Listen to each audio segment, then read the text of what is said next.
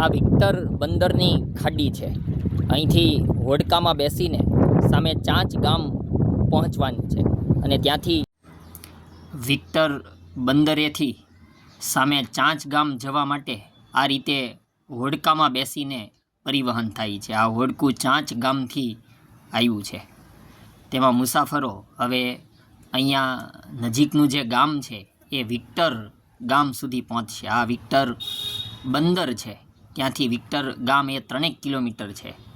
જે મહુવાથી રાજુલાનો જે Somnath national highway છે ત્યાં આવેલું ગામ એટલે વિક્ટર. હવે ફરી પાછી ચાંચ ગામ માટે ઉપડશે. તેમાં બાઇક લઈ જવાની પણ વ્યવસ્થા છે. એટલે વિક્ટર બંદરથી આ રીતે ચાંચમાં આગળ પહોંચાય છે. હવે હોડકામાં બેસી જવાય છે અને સીધું સામે ગામ તે ચાંચ છે. તો ચાંચ ગામ પહોંચવાનું છે. અંદર હોડકામાં હાલક ડોલકની સફર છે. સામે બીજું હોડકું મળ્યું જે વિક્ટર પોર્ટ સુધી જાય છે. તો આ 10 મિનિટના અંતરે ચાંચ ગામ આવી ગયું. અહીંયા મુસાફરો ફરી જે વાહનો અને પોતાનો સરસામાન લઈને આવ્યા હતા એ અહીંયા આ રીતે આગળ વધે છે અને હવે ચાંચ ગામ સુધી પહોંચાય છે. રળિયામણું ગામ છે ચાંચ. અહીંના માછીમારો ઉપરાંત હોડકાનો વ્યવસાય કરનારા વ્યક્તિઓ ઉપરાંત અગરમાં કામ કરનારા વ્યક્તિઓની એક અલગ દુનિયા છે.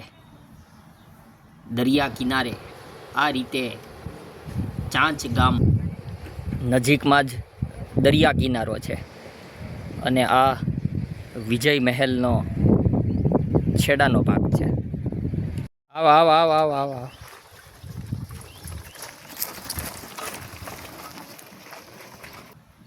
રળિયામણો મુલક છે. આમ તો દરિયાનો આકાર એ પક્ષીની ચાંચ જેવો છે, એટલા માટે જ ચાંચ ગામ નામ પડ્યું હોવાનું કહેવાય છે.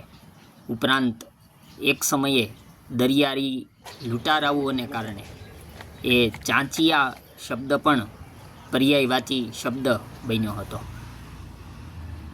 અહીંનું ગામ તળાવ છે. ચાંચ ગામમાં એક સમયે અંગ્રેજો વખતે 100-150 લોકોની માંડ વસ્તી હતી. અત્યારે આમ તો વસ્તી ગણતરી અનુસાર એ 5,500 જેટલા લોકોની વસ્તી છે.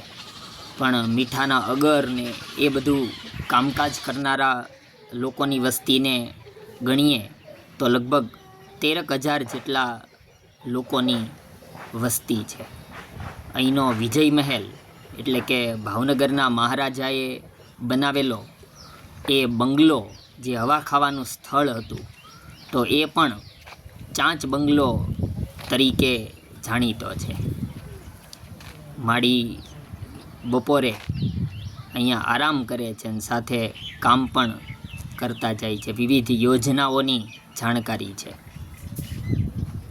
આ ચાંચ ગામનો વાડી વિસ્તાર છે.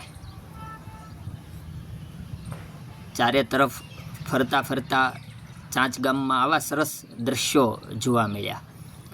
ચાંચ ગામથી રોડનો જ ઉપયોગ કરવો હોય તો સીધું ખેરા પટવા થઈને નેશનલ હાઈવે સુધી પણ પહોંચી શકાય છે. તો બોટની જરૂર પડતી નથી, નહીંતર વિક્ટર પોર્ટથી બોટમાં આવવાનું.